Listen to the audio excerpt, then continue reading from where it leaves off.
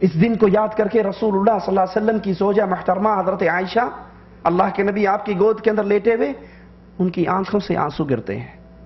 رسول اللہ صلی اللہ علیہ وسلم کے چہرے مبارک پر آپ اٹھ کے بیٹھ جاتے ہیں، عائشہ کیوں روتی ہو؟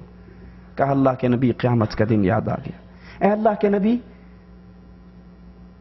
صلی اللہ علیہ وسلم سے سوال کیا گیا، کائنات میں سب سے زیادہ پیار کس سے کرتے ہو؟ کہا عائشہ سے۔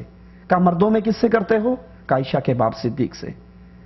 اتنی محبت اور پیار والی ہستی حضرت عائشہ کی پوچھتی ہیں اللہ کے نبی کیا قیامت کے دن آپ مجھے یاد رکھو گے؟ کہا عائشہ نہیں، 3 موقع ایسے آنے والے ہیں کوئی کسی کو یاد نہیں رکھے گا۔ جب صراط کا موقع آئے گا کوئی کسی کو یاد نہیں رکھے گا، جب میزان کا موقع آئے گا ترازو لگیں گے کوئی کسی کو یاد نہیں رکھے گا، اور جب نامہ اعمال تقسیم ہونے لگیں گے کوئی کسی کو یاد نہیں رکھے گا۔ ہر آدمی دوسرے کو بھول رہا ہے۔ یہ قرآن کی آیات ہیں، یہ رسول اللہ صلی اللہ علیہ وسلم کی ارشادات ہیں۔ یہ وقت جب آئے گا، جب میزان لگے گا، نیکیاں تولی جائیں گی، پھر باپ اولاد سے، اولاد ماں باپ سے، بھائی بھائی سے، بہن بھائی سے، بیوی خاوند سے، ہر ہستی دوسری ذات سے بھاگے گی، فرار چاہے گی۔ یوم یفر المرء من اخیہ وامہ وابیہ وصاحبتہ وبنیہ لکل امرئ منہم یومئذ شأن یغنیہ۔ ہر کوئی دوسرے سے بھاگ رہا ہے، اور ہر ذات، ہر ہستی چاہتی کیا ہے کہ آج ساری دنیا پکڑی جائے، میں اکیلا چھوٹ جاؤں۔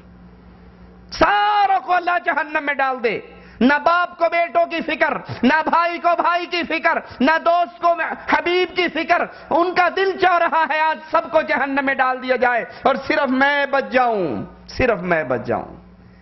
یہ حشر کا منظر ہے، یہ قیامت کے مناظر ہیں، کسی ڈرامے کے سین نہیں ہیں، کسی فلم کے ڈائلاگ نہیں ہیں، یہ مالک کا کلام ہے۔ رب اعلان کرتا ہے یوم یخرجون من الاجداث سراعا کانہم الی نصب یوفضون۔ یہ عمر جتنی مرضی لمبی گزار لو، بالآخر اس کا اینڈ ہونا ہے اور پھر اللہ کے لیے قیام ہونا ہے۔ جس دن کا منظر مالک بیان فرما رہا ہے، اس دن یہ اپنی قبروں سے نکل کر بھاگیں گے ایسے جیسے شکاری اپنے جال میں شکار کے پھنس جانے کے بعد بھاگا کرتا ہے۔ خاشعة ابصارهم ترهقهم ذلة ذلك اليوم الذي كانوا يوعدون۔ ان کی آنکھیں خاشعة ابصارهم، ان کی آنکھیں جھکی ہوئی، ترهقهم ذلة، اس پہ ذلت چڑھی ہوئی، اپنی دنیا کا ایک ایک عمل یاد آئے گا، اپنی دنیا کی زندگی یاد آئے گی، دنیا میں کیے ہوئے اعمال یاد آئیں گے۔ تو پھر اعلان کیا ہو رہا ہے؟ ذلك اليوم، دنیا کے اندر تو انکار کرتے تھے، دنیا کے اندر تو کہتے تھے کون مرے گا، کون اٹھے گا، ویسے ہی باتیں ہی کرتے ہیں، ڈرایا ہی کرتے ہیں۔ ذالک الیوم، آؤ یہ وہ دن ہے، یہ قیامت کا دن، یہ حشر کا دن، یہ قیامت کا منظر ہے۔ ذالک الیوم، یہ وہ دن ہے الذی کانوا یوعدون، جس کا تم سے دنیا کے اندر وعدہ کیا جاتا تھا۔ آخرت کے سفر کا تصور کیجئے، قبر کی رات کا تصور کیجئے، امیر ہو یا غریب، چھوٹا ہو یا بڑا، یہ آخرت کا سفر آپ کی اور میری مرضی سے ہونے والا نہیں، اچانک ہوگا۔ جب آئے گی موت اچانک آئے گی، جب آئے گی پھر مہلت نہیں دے گی۔ میرا وقت آئے گی تو کسی اور کو اٹھا کر نہیں لے جائے گی، میرا نمبر ہوگا تو میں ہی اس دنیا کو چھوڑ کر روانہ ہوں گا۔ اس منزل کا ذکر کیجئے، اس منزل کے سفر کو اپنے سامنے رکھیے، جس کا اختتام یا جنت پر یا جہنم پر، دو ہی صورتیں ہیں۔ اور جب یہ لاش چلنی ہے، ایک ایک آدمی کی لاش چلنی ہے، قبر کی طرف چلتی ہے، 3 چیزیں اس کے ساتھ ہیں، اس کا مال، اس کا اہل و عیال، اس کے اعمال۔ نہ مال نے اس کے ساتھ جانا ہے، نہ بیگم بچوں نے، نہ بھائی نے، نہ باپ نے، نہ بیوی نے، نہ بیٹے نے، نہ دوست نے، نہ حبیب نے، نہ شریک نے، کوئی اس کے ساتھ نہیں جائے گا، تنہا۔ مال، لاش ابھی باہر پڑی ہوتی ہے، تقسیم پہلے ہی ہو جاتی ہے۔ وہ کہتا ہے ابا جان یہ مجھے دے گئے تھے، ابا جان یہ میرے نام کروا گئے تھے، ابا جان یہ حصہ، یہ پلاٹ، یہ زمین، یہ سونا، یہ پہلے ہی مجھے میرے نام لکھوا کر گئے تھے، اسٹامپ فارم پہ لکھوا دیا تھا۔ ابھی انسان کی لاش زمین میں داخل نہیں ہوئی کہ اس کے مال کا بٹوارا ہو گیا۔ اسی لیے رسول اللہ صلی اللہ علیہ وسلم پوچھتے ہیں تم میں سے کون ہے جو غیر کے مال کا محافظ بننا پسند کرتا ہے اپنے مال کی بجائے؟ کہا اللہ کے نبی صلی اللہ علیہ وسلم ایسا تو کوئی بھی نہیں، ہم میں تو ہر بندہ اپنے مال کی فکر کرتا ہے۔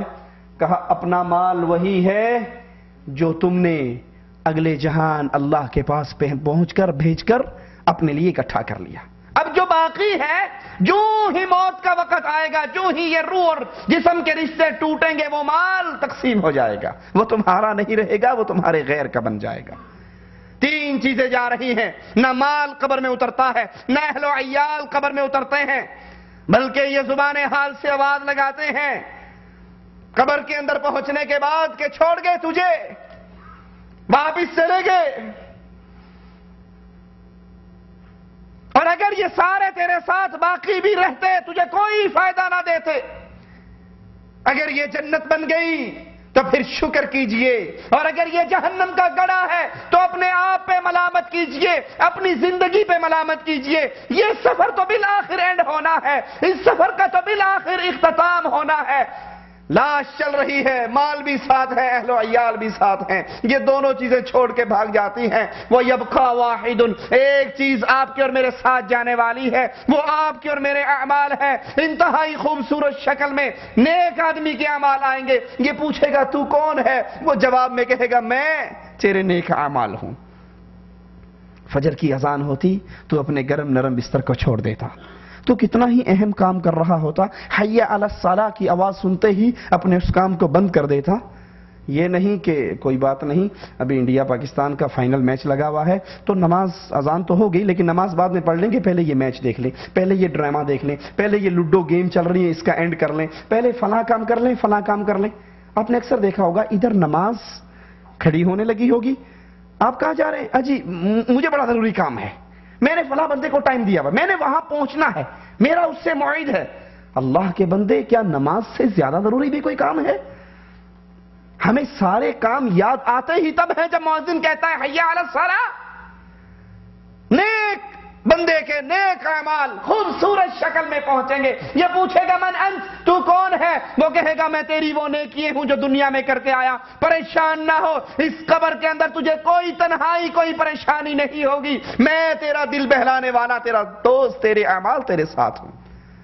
آسمان سے آواز دینے والا آواز دے گا افریشوہ من الجنہ البسوہ من الجنہ، اس کے نیچے جنت کے لبادے بچھا دو، اس کو جنت کے لبادے پہنا دو، اس کے لیے جنت کی کھڑکی کھول دو۔ کیوں؟ ان قد صدق عبدی، یہ بندہ سچا، عقیدہ سچا، عمل سچا، کردار میں سچا، یہ اللہ کا بڑا پیارا، اللہ کا بڑا پیار کرنے والا، اللہ کا دوست ہے، یہ اللہ کا پیارا ہے۔ اس کے نیچے جنت کے بسترے، اس کے اوپر جنت کے لبادے، اس کے لیے جنت کی کھڑکی۔ اور اگر زندگی اس کے الٹ ہے،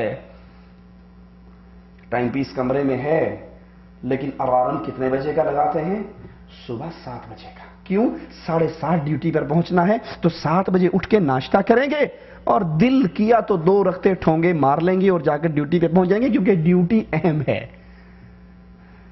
نعمتیں تو ہیں تو پھر یاد کر لیجئے یہ زندگی مسلمان کی زندگی نہیں۔ تو یہ انسان جو ہی قبر میں دفن ہوگا، ڈراؤنی شکل کے اندر اس کے پاس نوجوان آئیں گے، پوچھے گا من انت، تیری شکل اتنی خطرناک ہے، تو ہے کون؟ وہ جواب میں کہے گا میں تیرے وہ گناہ ہوں جو تو دنیا میں کر کے آیا، میں تیرے وہ گناہ ہوں جو دنیا میں کر کے آیا۔ آواز دینے والا آواز دے گا ان قد کذب عبدی، یہ بندہ گندا، اس کی سوچ گندی، اس کا کردار گندا، افریشوہ من النار، اس کے نیچے جہنم کی آگ بچھا دو، البسوہ من النار، اس کے اوپر جہنم کی آگ چڑھا دو اور اس کے لیے جہنم کی کھڑکی کھول دو۔ ان قد کذب عبدی، یہ بندہ گندا، عقیدے میں، ایمان میں، عمل میں، کردار میں، ہر لحاظ سے گندا، اللہ کا اس سے کوئی محبت اور کوئی رشتہ، کوئی دوستی اور کوئی تعلق نہیں، اس کے نیچے جہنم کی آگ بچھا دیجیے۔ حضرت کعب عمر بن عبدالعزیز رحمت اللہ علیہ خلیفہ راشد کے دربار میں پہنچتے ہیں اور حضرت عمر کو دیکھ کے پریشان ہو کر پوچھتے ہیں عمر تجھے کیا ہوا؟ تو عرب کا سب سے حسین سردار نوجوان تھا، پیارے نرم کپڑے پہننے والا، نرم جگہ پر بیٹھنے والا، اگر میں تجھے دربار کے اندر بیٹھا ہوا نہ دیکھتا تو تیرا یہ ڈھانچہ، کمزور جسم، پرانے سے کپڑے، یہ دیکھ کر میں شاید تجھے پہچان نہ سکتا۔ عمر تجھے کیا ہوا؟ عمر بن عبدالعزیز کہتے ہیں اگر تو میرے مرنے کے اور دفن ہونے کے 3 دن بعد مجھے دیکھے تو پھر تیرا کیا حال ہوگا؟ جب یہ آنکھیں بے نور ہو کے گر چکی ہوں گی، جب اس جسم کے گوشت کو جانور اور کیڑے کھا چکے ہوں گے، جب میری قبر اس دنیا سے میرا تعلق ٹوٹ کے میں ہمیشہ کے لیے اس میں قبر میں قیامت تک کے لیے اس میں دفن ہو چکا ہوں گا، اگر اس حالت میں میری لاش کو دیکھے تو تیرا کیا حال ہوگا؟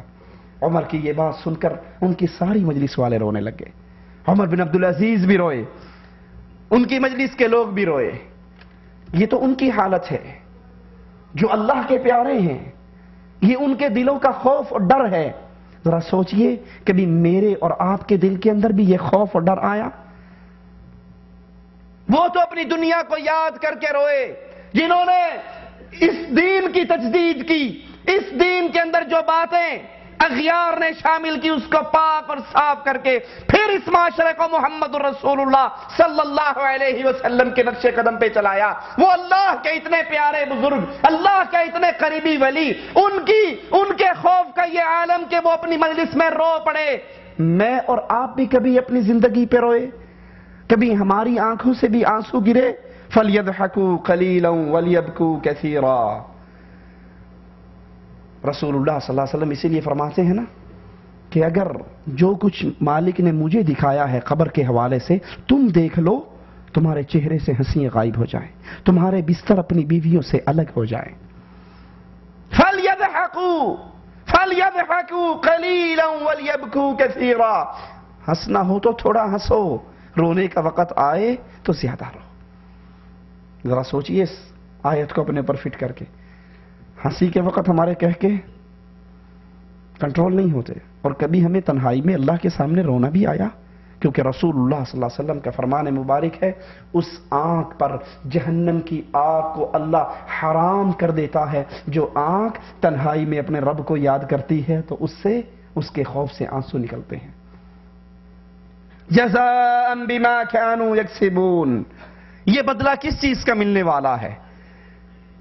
قبر کے اندر بدلہ مجھے اور آپ کو کس چیز کا ملنے والا ہے؟ بما كانوا يكسبون. جو میں اور آپ اس دنیا کے اندر کر کے جائیں گے اسی کا بدلہ ہمیں اس قبر کے اندر ملے گا. یہ قبر کتنی خطرناک ہے؟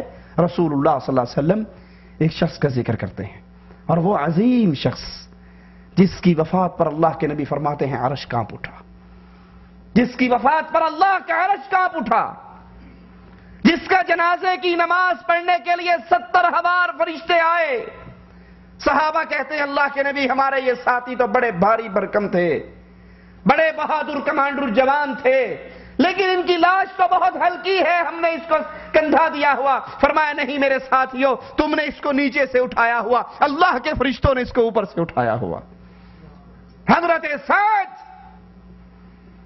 سعد بن معاذ رضی اللہ عنہ وارضا، کتنی بڑی ان کی شان، ان کی وفات پہ عرش کانپتا ہے. ان کے جنازے کے لیے 70,000 فرشتے وہ اترتے ہیں جو اس سے پہلے نہیں اترے، لیکن جو ہی ان کو قبر میں رکھا جاتا ہے قبر اتنا بھینچتی ہے، قبر اتنا دباتی ہے، قبر ان کے لیے اتنی تنگ ہو جاتی ہے کہ رسول اللہ صلی اللہ علیہ وسلم اللہ کی حمد و ثنا اور تسبیحات پڑھتے ہیں. صحابہ کہتے ہیں اللہ کے نبی اس سے پہلے تو آپ نے یہ عمل نہیں کیا، آج یہ عمل کیوں کیا؟ کہا تمہارے بھائی پر قبر اتنی تنگ ہو گئی، میں نے اللہ کی حمد و ثنا کی، اللہ نے اس قبر کو تمہارے بھائی پر فراخ کر دیا. رسول اللہ صلی اللہ علیہ وسلم فرماتے ہیں قبر بھینچتی ہے، قبر بھینچتی ہے. اگر کوئی اس سے بچ سکتا تو سعد بچتا. اس قبر کے لیے میں نے اور آپ نے کیا تیاری کی ہے؟ اپنے کمروں کے اندر قالین بچھانے والوں، اپنوں کمروں کے اندر اے سی لگانے والوں، منع نہیں ہے، حرام نہیں ہے، حلال ہے دنیا کی نعمتوں سے فائدہ اٹھانا، لیکن یہ عارضی ٹھکانہ ہے اور یہ قبر ایک لمبا ٹھکانہ ہے. منزل تو ہماری اللہ کی جنت ہے، اللہ کی رحمت سے اللہ ہم سب کو اپنی جنت میں اکٹھا فرمائے.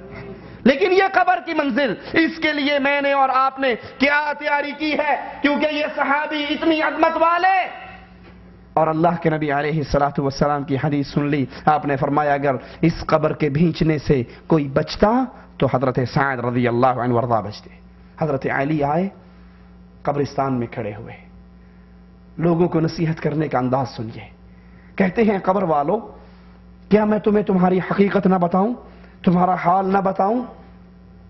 تمہارا حال یہ ہے کہ تمہارا